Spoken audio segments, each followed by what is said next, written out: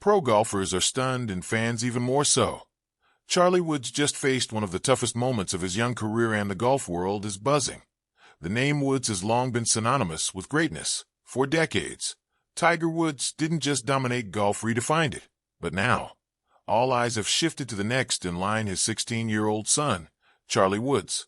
And while the younger Woods has shown flashes of brilliance, recent events have pulled the rug out from under the hype in a way no one saw coming. Charlie isn't just another junior golfer. He's been groomed for the spotlight since the first time he picked up a club. From walking beside Tiger at the PNC Championship to being handpicked for elite junior tournaments, his path to greatness has felt preordained 80 times. His calm demeanor, his smooth swing, and his uncanny focus drew praise from legends of the game. Golf media outlets didn't hold back. Either they called him the next big thing before he'd even played a full pro round. But here's the truth. Being Tiger's son isn't just a blessing, it's a burden. Because every birdie, every bogey, every hesitation gets magnified 100 times over. Charlie's young career has been a balancing act on a global stage. Crowds most juniors never dream of, cameras that never blink, comparisons that never stop. And for years, he handled it all with the poise of someone far beyond his age. But in the past few months, the cracks have started to show. And now, things have taken a shocking turn out on the junior circuit. He's held his own, even dominated at times. His invitation to Sage Valley, the most exclusive junior tournament in the world, was a statement from golf's inner circle. Charlie belonged among the elite. But with every invitation came expectation. And behind the smiles, behind the cameras, the pressure was building. Whispers began to surface, not from tabloids, but from locker rooms, from caddies, from the pros who'd been there. Something's not right. Too much for a kid. Because the next chapter in Charlie Woods' story isn't about winning tournaments or hitting viral shots. It's about what happens when a dream starts to feel like a weight. It involves frustration, fan interference, and a performance that left the golf world in disbelief. And this is where the conversation truly begins. From the moment he stepped onto the tee box, it just didn't feel right. The air was heavy, the eyes relentless, the expectations sky high. Charlie Woods, the son of the greatest to ever swing a golf club, was walking into something far bigger than a junior event. The Cognizant Classic pre-qualifier wasn't a showcase or a charity round. This was the real deal, a direct pathway into a PGA Tour event. The pros were watching. The media was watching, and most of all, the fans were watching. But what happened next, no one, and I mean no one, could have predicted. Charlie Woods shot an 86.16 over par at a number that hit the golf world like a thunderclap. But it wasn't just the score that was how it happened, because as the round unfolded, it became painfully clear that Charlie wasn't just battling the course.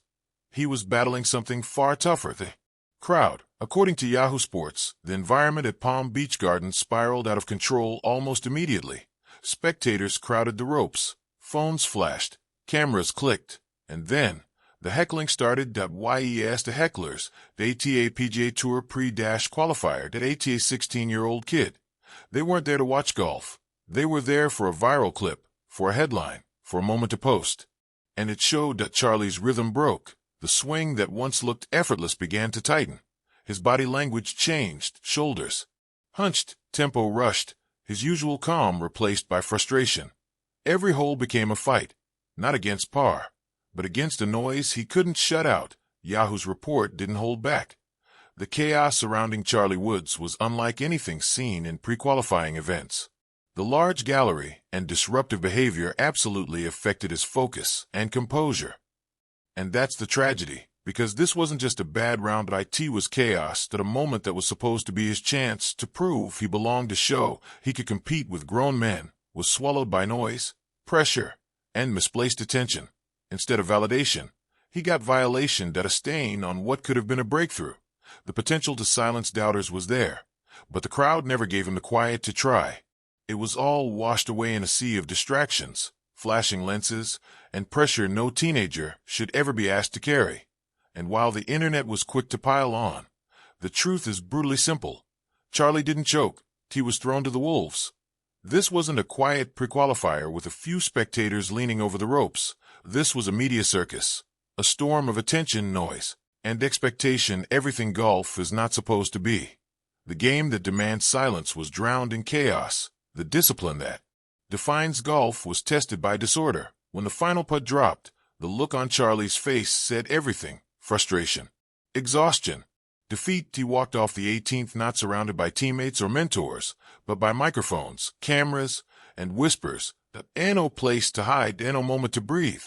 And yet, unlike most juniors who would fade quietly into the background after a tough round, Charlie can't, because he's not most juniors, he's Tiger Woods' son. And that means every swing, every expression, every stumble is headline-worthy.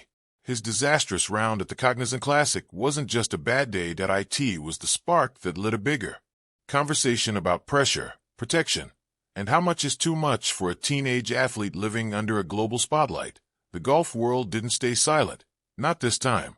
From PGA Tour pros to anonymous insiders, reactions began pouring in almost immediately after Charlie's 86 hit the leaderboard. Some were sympathetic, seeing a kid overwhelmed by forces beyond his control. Others were harsher, saying fame comes with a price. But nearly everyone agreed on one thing. What Charlie faced that day wasn't fair. Golf WRX didn't sugarcoat it. They called the event what it was. A circus. That a scene that should have been about quiet focus turned into a spectacle of chaos. The crowd was massive. The control, practically non-existent. What was supposed to be a simple pre-qualifier became a media zoo. And at the center of it all, a 16-year-old kid. One former pro, quoted anonymously, said it best. This wasn't a tournament. It was a public experiment.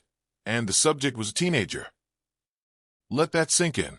This is a kid who still can't even drive himself to the course. A kid who didn't chase fame. He was born into it. Now, every swing is analyzed, every miss replayed. Every fairway he doesn't find becomes a headline. And that raises a hard question. Is the golf world setting Charlie up to failure, holding him to a standard no one could possibly meet? Veteran voices have started to weigh in with caution, not criticism. A Golf Monthly contributor put it bluntly. What Charlie went through in Florida is something most pros don't face until the weekend of a major. He's still figuring out who he is as a player. Let the kid breathe. Even Tiger's old peers, men who've walked through the same fire of fame, are quietly concerned. They've seen how unforgiving this sport can be. Mix that with the media storm, the generational pressure, and the burden of a last name like Woods, and you've got the perfect recipe for burnout. But not everyone's offering sympathy. Some critics are already sharpening their takes. Sports radio hosts have asked if Charlie's just another hyped-up name with no game. It's a brutal take. And it completely misses the point, because this isn't about whether he's good enough. It's about whether the system will let him grow. Charlie Woods isn't hiding. He's showing up, competing, learning, taking hits most kids his age couldn't imagine, and still returning for more. The real issue isn't can he make it. The real issue is, will we let him? If every round becomes a referendum on his future, if every hole feels like an audition for greatness, then we've already failed him. Golf is as much mental as it is physical, and right now, the biggest challenge Charlie faces isn't the course, but it's the weight of expectation. This pressure, this relentless, unblinking attention, might shape Charlie Woods' mind more than any swing coach ever could. Because the real test ahead isn't just about perfect drives or flawless putts, that it's about resilience, balance, and learning to survive the spotlight without letting it swallow you whole. If we're being honest, this story stopped being just about golf a long time ago. For a while, the Charlie Woods phenomenon was all spark and promised the dream of a second Woods era. Every swing carried the weight of expectation. Every headline painted him as golf's next prodigy. But then reality stepped in. The first real shock came at the U.S. Junior Amateur, one of the biggest stages in junior golf. Charlie entered to fanfare and hype, cameras ready, headlines waiting. But after 2 rounds, scores of 82 and 80, he missed the cut by 18 strokes. For someone labeled the next great thing, it wasn't just a setback, it was an awakening. Then came his shot at the U.S. Open local qualifier. The pressure even higher, the competition stacked with future pros, and once again, the result was humbling. A 9 over par 81 no miracle comeback, no Hollywood finish, just another hard lesson in a game that gives nothing for free. 2 big chances, 2 missed cuts. And suddenly, the buzz turned into a debate. On one side, there are the realists, fans and players who remind everyone that he's just 16. They point out that Tiger wasn't winning majors at that age either. They talk about the long grind, the slow burn that true greatness demands. Then there are the critics, the voices saying, if you're going to play on the big stage, you've got to face big-time scrutiny. Some have even begun to wonder if the hype outweighs the results. That I asked the Charlie Woods story built on potential, or just a famous name. But here's the truth that no one really wants to admit. This isn't domination, and maybe that's a good thing, because what we're seeing now isn't perfection, that it's process, that it's the messy, painful climb that every great athlete has to face. That Charlie's not gliding to victory, that he's grinding through failure. And that's what makes his journey real, that he's not just another privileged kid living in a shadow, that he's a teenager discovering, in real time, just how hard greatness actually is. The numbers don't lie. AP News confirmed that his U.S. Open qualifier score left him far from contention, and as People magazine noted, his junior amateur performance fell short of expectations. But maybe, just maybe, that's where the true story begins, not in the trophies but in the truth. He showed up, and sometimes, in golf, that's what matters most, because here's the truth.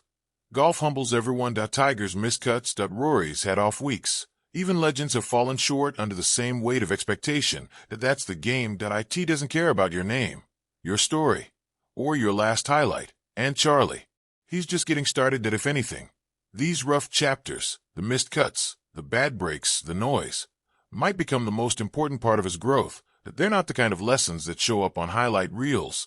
They're the ones that shape a champion when no one's watching. Now the question becomes, where does he go from here? Does he let the pressure crush him? Or does he learn to turn it into fuel? Because the next few tournaments won't just measure his skill, they'll measure his mentality. The question isn't, can Charlie Woods play golf? It's, can he survive everything that comes with being a Woods, taking the hits, the missed cuts, the brutal headlines, the whispers that question his future. And yet, he's still here. And now, all eyes turn to what comes next. The Junior Invitational at Sage Valley. This isn't a fun run. It's not a friendly weekend showcase. It's one of the most prestigious junior tournaments on the planet. Elite, unforgiving, and packed with the best young golfers in the world. Many of them already have college recruiters and sponsors watching every swing. For Charlie, this isn't just another tournament. It's a reset, a clean slate, the chance to quiet the noise and rewrite the narrative.